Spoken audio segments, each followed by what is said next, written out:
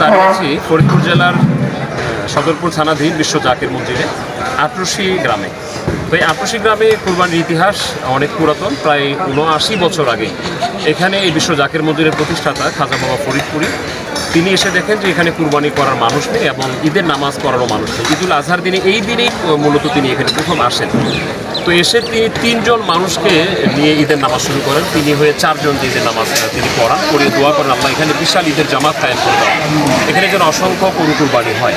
তো যে এলাকায় মানুষ ইসলামী তাহাজ্জুদ নামাজ জানতো না, ঈদের দিনে মানুষ নাঙ্গল জোয়ালের মাঠে যেত, সেদিন তিনি কুরবানি শুরু করেছেন। এবং কুরবানি কি মানুষ জানতো না, উপরন্তু মানুষগুলি হিন্দুদের পূজায় অংশগ্রহণ করতো, মুসলমানেরা, এবং তাদের পূজার পোশাক খাইত।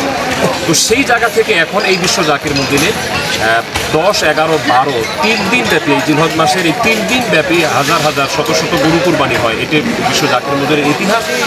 বিশ্বলী খাজা বাবা ফরিদপুর এইভাবে ইসলাম প্রচার করেছেন। আজকে আমাদের মাঝে বাংলাদেশের একজন প্রখ্যাত ইসলামী স্কলার, আল আজহার বিশ্ববিদ্যালয়ের সাবেক ভিপি মাওলানা সৈয়দ হাসান আজারি সাহেব আমাদের কাছে আছেন।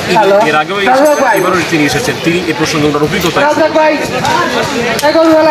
আসসালামু আলাইকুম ওয়া রাহমাতুল্লাহ। প্রিয় দেশবাসী, আপনাদের জানাই ঈদ মোবারক। আজকে আমরা এখানে আছি খাজা বাবা ফরিদপুরি কুদ্দিস সিররুল আজিজের বাগান, সাজানো বাগান, যে আটরশি দরবার শরীফে আমরা দেখতে পাচ্ছেন যেখানে শত শত কোরবানি চলছে।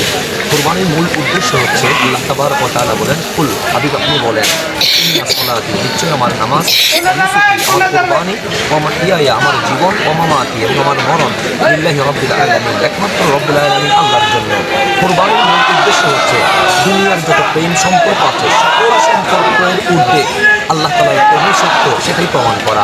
আজ এই প্রেমের জায়গায় এসে আমরা দেখতে পাচ্ছেন যে কোরবানি যেটা শুরু হয়েছে, এটার মাধ্যমে খাজা বাবা ফরিদপুরি কুদ্দিস সিররুল আজিজের সাজানো বাগানে এটাই প্রমাণ হচ্ছে যে আমাদের সকল প্রেমের ঊর্ধ্বে আল্লাহ তাআলার প্রেমেই সত্য, এটাই কোরবানির মাধ্যমে প্রমাণ করা হচ্ছে। এবং সারা বাংলাদেশে এবং বিশ্বে হয়তো কোথাও 10 তারিখ হচ্ছে জিলহজের, কোথাও 11 তারিখ হচ্ছে, কোথাও 12 তারিখ হচ্ছে, কিন্তু আল্লাহর ওলির বসানো বাগানে 10, 11, 12 3 দিনে কোরবানি চলছে সমান তালে। তো এই দৃশ্যটা প্রমাণ করছে রব্বুল আলামিনের দেওয়া যে বিধান, ফাসল্লি লিরাব্বিকা ওয়ানহার, যে আল্লাহর জন্য নামাজ, আল্লাহর জন্য কোরবানি।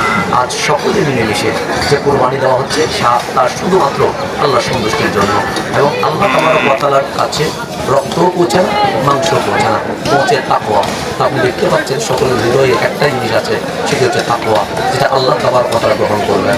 আসুন আল্লাহর জন্য কোরবানি, এই কোরবানির মাংসও বিতরণ হয়ে যাবে সকল মানুষের মাঝে। রব্বুল আলামিন এই কোরবানি কবুল করুক, আমিন। আসসালামু আলাইকুম।